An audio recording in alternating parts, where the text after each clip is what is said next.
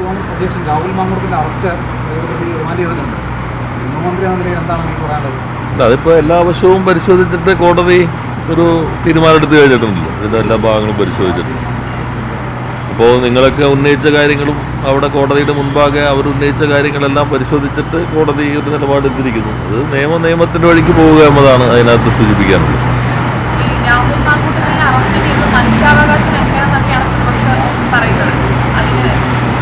അല്ല, പോലീസ് നിഷ്പക്ഷമായിട്ടാണല്ലോ പ്രവർത്തിക്കുന്നത്.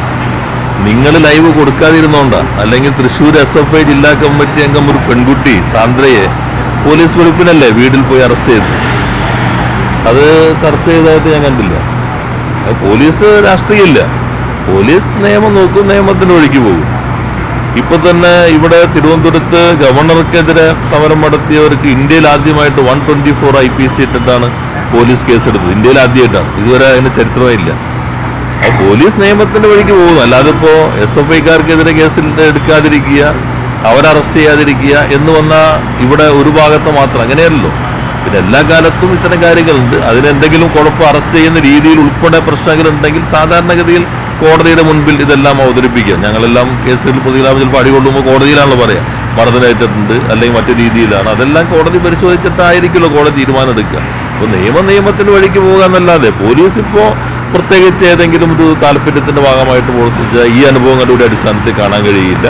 പല കേസുകളിലും ഇപ്പോൾ നേരത്തെയുള്ള ഘട്ടത്തിൽ MLA-മാരെ പോലും UDF-ന്റെ കാലഘട്ടത്തിൽ വെളുപ്പിന് വീട്ടിൽ നിന്ന് അറസ്റ്റ് ചെയ്തിട്ടുള്ള അനുഭവം ഉണ്ടായിട്ടുണ്ട്. ഞങ്ങൾ പലരെയും പല വിദ്യാർത്ഥി സംഘടനാ പ്രവർത്തകരെ, യുവജന സംഘടനാ പ്രവർത്തകരെ അറസ്റ്റ് ചെയ്ത് വിലങ്ങ് വെച്ച് കോടതി കൊണ്ടുപോയിട്ടുള്ള അനുഭവം ഉണ്ടായിട്ടുണ്ട്. അപ്പോൾ അത് എല്ലാം തന്നെ സമരം വരുമ്പോൾ അത്തരം ഘട്ടങ്ങളിൽ കേസുകളുണ്ടാകും. നിങ്ങൾ തന്നെ അന്ന് കൊടുത്ത വിഷ്വലുകൾ ഇപ്പോൾ നോക്കുകയാണെങ്കിൽ കൗതുകകരമായിരിക്കും. പോലീസ് ജീപ്പ് തടഞ്ഞ് ഇതാ രക്ഷപ്പെടുത്തി കൊണ്ടുപോകുന്നു, ഇറക്കി കൊണ്ടുപോകുന്നു എന്നുള്ള നിങ്ങളുടെ റിപ്പോർട്ടുകൾ തന്നെ വളരെ കൃത്യമായി തന്നെയുള്ള ഡിജിറ്റൽ എവിഡൻസ് ആയിട്ട് ഇങ്ങനെ നിൽക്കല്ലേ. അപ്പോൾ അത്തരം ഘട്ടങ്ങളിലെല്ലാം സ്വാഭാവികമായിട്ടും അതിനെ പരിശോധിച്ചുകൊണ്ട് പോലീസ് നിയമപ്രകാരം നീങ്ങും.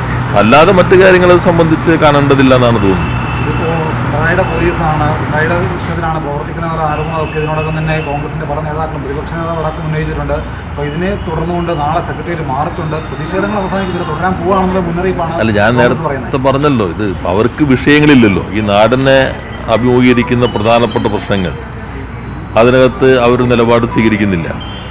ഈ കാര്യത്തിൽ ഇപ്പോൾ പോലീസിൻ്റെ ഈ രണ്ട് അനുഭവം ഞാൻ പറഞ്ഞില്ലേ. അപ്പോൾ അവർ നിയമപ്രകാരം നിയമത്തിൻ്റെ അടിസ്ഥാനത്തിൽ നിഷ്പക്ഷമായി പ്രവർത്തിക്കുന്നതിൻ്റെ തെളിവല്ലേ.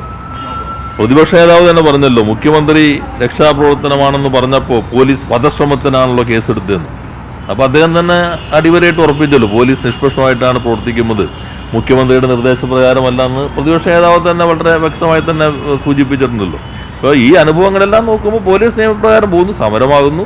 ചില ഘട്ടങ്ങളിൽ ഇപ്പോൾ UDF-ന്റെ കൺവീനർ വന്ന് അക്രമം നടന്നിട്ടുണ്ട് എന്ന രീതി പറയുകയുണ്ടായി.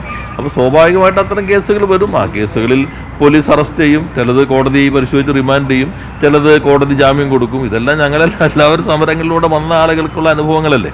അത് ആ രീതിയിൽ കണ്ടാൽ മതി.